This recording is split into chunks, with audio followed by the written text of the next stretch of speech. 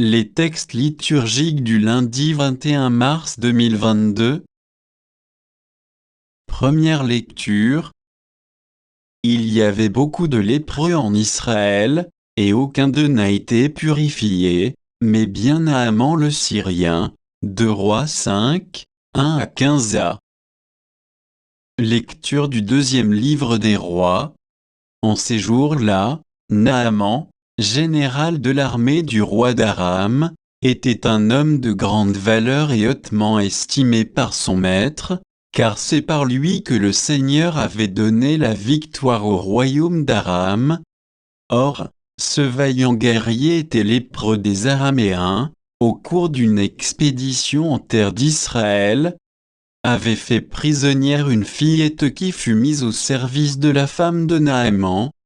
Elle dit à sa maîtresse: « Ah, si mon maître s'adressait au prophète qui est à Samarie, celui-ci le délivrerait de sa lèpre. » Naaman alla auprès du roi et lui dit: « Voilà ce que la jeune fille d'Israël a déclaré. » Le roi d'Aram lui répondit: « Va, mets toi en route.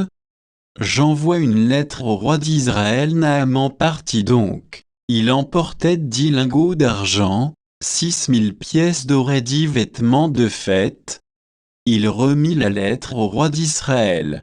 Celle-ci portait: « En même temps que te parvient cette lettre, je t'envoie Naaman mon serviteur, pour que tu le délivres de sa lèpre. » Quand le roi d'Israël lut ce message, il déchira ses vêtements et s'écria: « Est-ce que je suis Dieu, maître de la vie et de la mort? Ce roi m'envoie un homme pour que je le délivre de sa lèpre.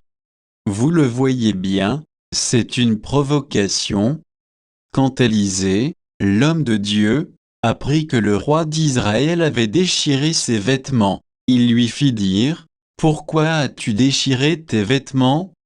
Que cet homme vienne à moi, et il saura qu'il y a un prophète en Israël. » Naaman arriva avec ses chevaux et son char, et s'arrêta à la porte de la maison d'Élisée. Élisée envoya un messager lui dire: « Va te baigner cette fois dans le Jourdain, et ta chair redeviendra nette, tu seras purifié. » Naaman se mit en colère et s'éloigna en disant: « Je m'étais dit, sûrement il va sortir, et se tenir debout pour invoquer le nom du Seigneur son Dieu. » Puis il agitera sa main au-dessus de l'endroit malade et guérira un mal, et presque les fleuves de Damas, la Bana et le Parpar, ne valent pas mieux que toutes les eaux d'Israël si je m'y baignais.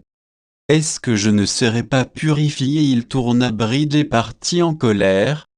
Mais ses serviteurs s'approchèrent pour lui dire: « Père, si le prophète avait ordonné quelque chose de difficile, tu l'aurais fait, n'est-ce pas? Combien plus, lorsqu'il te dit: baigne-toi, et tu seras purifié. » Il descendit jusqu'au Jourdain et s'y plongea 7 fois, pour obéir à la parole de l'homme de Dieu. Alors sa chair redevint semblable à celle d'un petit enfant, il était purifié. Il retourna chez l'homme de Dieu avec toute son escorte. Il entra, se présenta devant lui et déclara: « Désormais, je le sais, il n'y a pas d'autre Dieu, sur toute la terre, que celui d'Israël. » Parole du Seigneur. Psaume 41, 42, 2, 3, 42, 43, 3, 4. Comme un cerf altéré cherche l'eau vive, ainsi mon âme te cherche, toi, mon Dieu. Mon âme a soif de Dieu, le Dieu vivant. Quand pourrai-je m'avancer, paraître face à Dieu? Envoie ta lumière et ta vérité, qu'elle guide mes pas et me conduise à ta montagne sainte, jusqu'en ta demeure. J'avancerai jusqu'à l'autel de Dieu, vers Dieu qui est toute ma joie. Je te rendrai grâce avec ma harpe, Dieu, mon Dieu. Évangile. Jésus, comme Élie et Élisée, n'est pas envoyé qu'aux seuls Juifs. Luc 4, 24 à 30. Évangile de Jésus-Christ selon saint Luc. Dans la synagogue de Nazareth, Jésus déclara, « Amen, je vous le dis, aucun prophète ne trouve un accueil favorable dans son pays. En vérité, je vous le dis, au temps du prophète Élie, lorsque pendant 3 ans et demi le ciel retint la pluie, et qu'une grande famine se produisit sur toute la terre, il y avait beaucoup de veuves en Israël. Pourtant Élie ne fut envoyé vers aucune d'entre elles, mais bien dans la ville de Sarepta, au pays de Sidon, chez une veuve étrangère. Au temps du prophète Élisée, il y avait beaucoup de lépreux en Israël, et aucun d'eux n'a été purifié, mais bien Naaman le Syrien. » À ces mots, dans la synagogue, tout devinrent furieux.